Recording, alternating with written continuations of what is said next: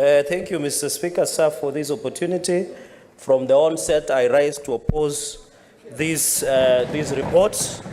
Mr. Speaker, an impeachment procedure is a political procedure and a political process. When you look at my Mbuvi case in the Supreme Court, it should follow certain procedures. Mr. Speaker, I am sad I've learned that there are two charges. One, under Section 148, Deputy Governor His Excellency William Odwal is a man of integrity. He has worked with many international organizations with repute.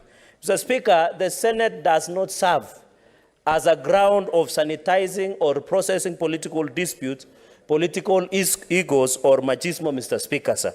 Mr. Speaker, sir, when the great people of Siaya, which is over 500,000, went to polls, they elected our brother and my good friend, Senior Counsel, Governor James Orengo, and William Odwal. They are joined at the hip, Mr. Speaker, sir. Mr. Speaker, sir, we should be treating the Deputy Governor, William Odwal, as a whistleblower, Mr. Speaker, sir. Because of speaking against corruption, allegation corruptions, Mr. Speaker, in Siaya, is being sacrificed at the expense of others, Mr. Speaker, sir. Mr. Speaker, sir, I want to challenge EACC. They should have descended, Mr. Speaker, sir, to Siaya County like yesterday to investigate why 1.1 million was purchased, Mr. Speaker, sir. Mr. Speaker, sir, under Article 2265 of the Constitution of Kenya, the final culpability stays and stops at the back of the governor of Siaya, Mr. Speaker. That is the Constitution, Mr. Speaker. Mr. Speaker, I want to challenge Governor Orengo to look at the eyes of the people of Siaya and tell them he approved and processed the payment of 1.1 million, Mr. Speaker. Mr. Speaker, under Section 148, Mr. Speaker. What is the point of order, Senator Cherargei? A minute. What is the point of order, Senator Mazayo? Bwana Spika, tunaelewa kabisa kwamba ni haki yake kuongea vile anavyoongea, lakini tu kanuni zetu za kudumu katika hii bunge linasema ya kwamba huwezi kuongea juu ya mtu ambaye hayuko hapa. Na wewe umeshafanya uamuzi huo mara nyingi. Kwa hiyo mimi nataka kuuliza, je, ni sawa sawa kwa ndugu yangu Cherargei na anaelewa sheria na amekuwa kiongozi wa ile kamati ya sheria kuweza kutaja jina la mtu bila kwamba huyo mtu hayako hapa ndani ya bunge kuweza kujitetea?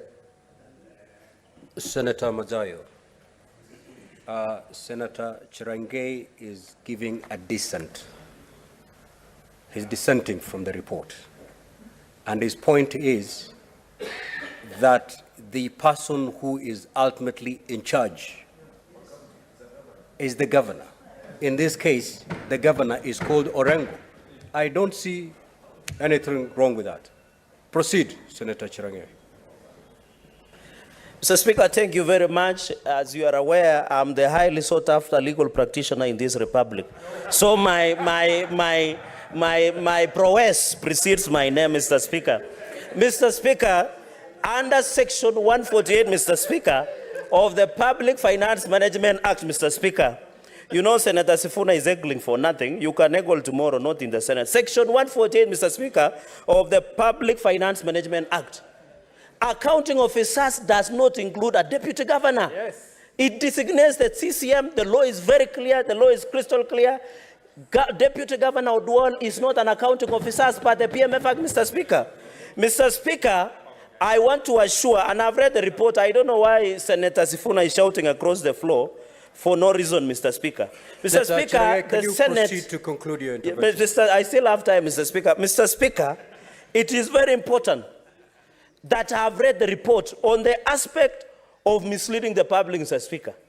No one has controverted, even the governor or the office of the governor. We were never shown a letter that the governor controverted the allegations of misleading public by DG Odwal, Mr. Speaker. Mr. Speaker, this house is a house of integrity.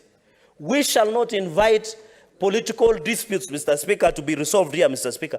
The deputy governor, Mr. Speaker, does not sit in tender committees. He is not an accounting officer, Mr. Speaker. Mr. Speaker, we need to protect evolution under Article 96, Senator Mr. Speaker. Cherargei, would you wish to be informed by Senator Osotsi? No, on this one, if Proceed. It was issue of Ugali, I would have agreed, but on this one, I disagree. Proceed. Mr. Speaker, sir, in conclusion, they say the arc of moral universe is long, but it bends to justice. The people of Siaya are getting justice today because we will ensure DG Odwal go back to his work, Mr. Speaker, and continue to serve the people of Siaya. Mr. Speaker, you saw our troops in the National Assembly of Kenya Kwanza during the finance bill. The same knife we use at the National Assembly, Mr. Speaker, is we shall use to vanquish and ensure we incinerate anybody who would want to allow the corruption to be sanitized, Mr. Speaker. Mr. Speaker, I oppose this report. Thank you, Mr. Speaker.